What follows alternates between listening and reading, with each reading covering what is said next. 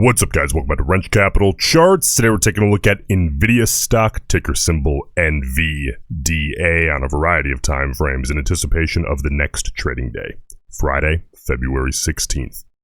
Well, Nvidia stock here today down about 12 points a share, 1.68%. Not a tremendous day for Nvidia by any means. This is a volatile name. We have to keep that in mind. It is up, a few points here after hours, about 4 points a share. As always, keep in mind, see that right there? Let's take a look. That right there?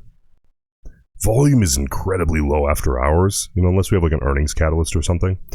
Whether it's in your favor or going against your sentiment, please take after hours with a grain of salt. That being said, if I'm a bull, yeah, I'd prefer it's up 4 points a share after hours than flat or down, considering it is the real price. Just take it with a grain of salt. Now, let's take a look here at Nvidia intraday. Now, again, the bulk, the meat and potatoes of this video is the bigger day-to-day picture, looking at tomorrow, right? But listen, I'm a scalper at heart, so I need to take a look just briefly at any intraday potential opportunity to generate some revenue around what would be a core position, okay?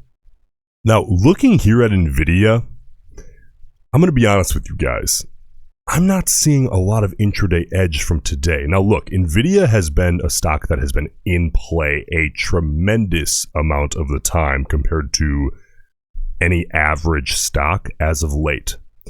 But if we're going to trade intraday, we have to trade in play tickers that have edge on that particular day. How do we know that? Well, either it's trading around a tremendously key technical level. I would say 7 and 750 are levels on Nvidia, kind of within that channel though here today.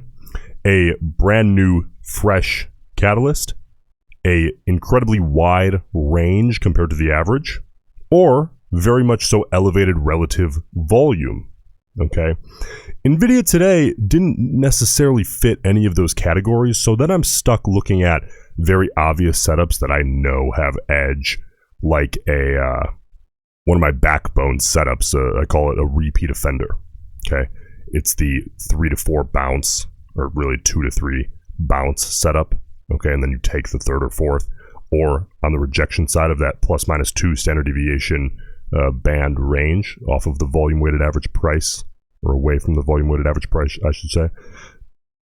There's nothing here today for me intraday on Nvidia, and listen, that's okay. That's completely separate from the bigger picture. So let's move on. Hopefully we'll see Nvidia in play intraday again here in the near term.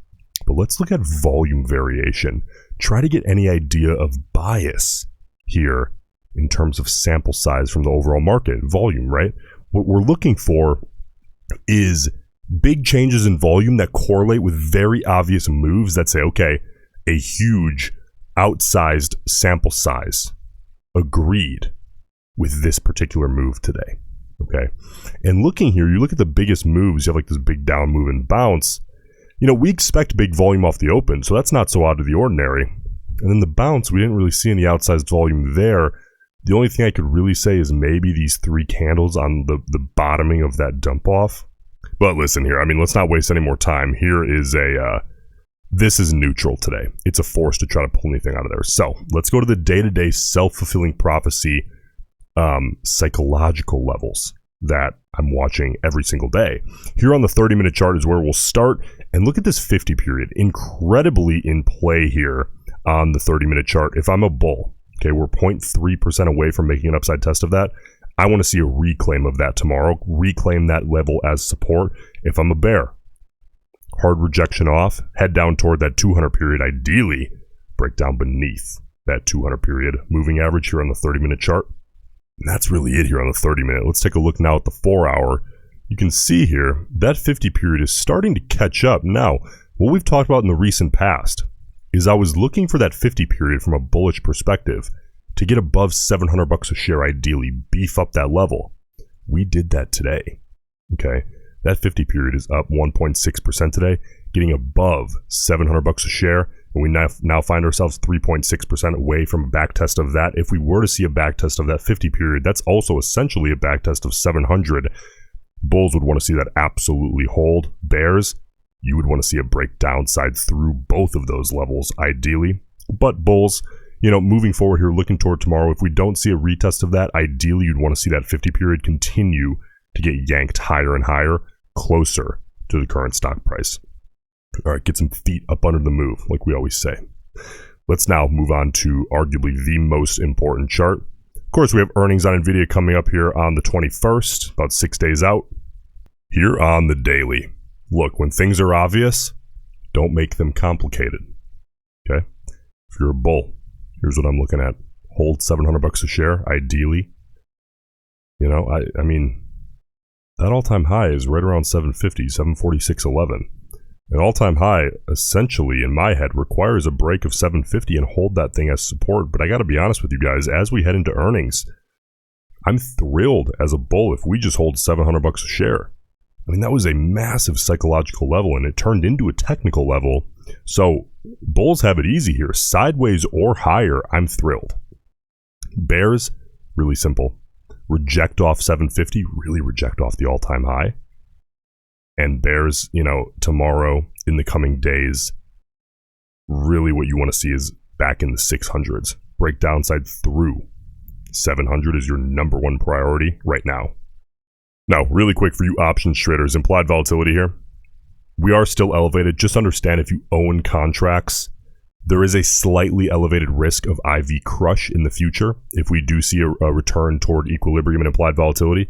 Understand that it is likely that we see implied volatility fall after earnings. So holding options, holding purchased options through an event like earnings, you're essentially accepting the likelihood that implied volatility doesn't happen every time, but it's likely that it falls after earnings, and you're accepting that risk, making the assumption that you can outrun that loss of Vega value through the gain of more Delta value, okay? Now, let's understand the options bias from today heading into tomorrow. Here on Nvidia today, we got 1.145 million total contracts traded. Great sample size. Look at this, 786,000 of those were calls. 359,000 of those were puts. Heavy call bias here overall. The 0 to 20 delta range, okay, those are those short-term speculators. 286,000 calls. 172,000 puts, heavy short-term bullish bias as well. You go down, look at this. Out of the money, at the money, in the money, all leaning to the bullish side. That's short-term, mid-term, and long-term. So overall, I mean, across all fronts here on Nvidia, leaning to the call side today. Listen, as always, around here on the primary channel, Roensch Capital, risk management is number one. Stay in the game. Okay, this requires experience gained, and in order to gain that experience, you have to stay in the game, which means not getting knocked out of the game. All right, as always, the traders can be wrong. Manage your risk. It's number one. Listen, if you got value out of this video, please subscribe to the channel. I'm hoping we can hit 1,000 as soon as possible. I appreciate you guys, and I'll see you in the next one.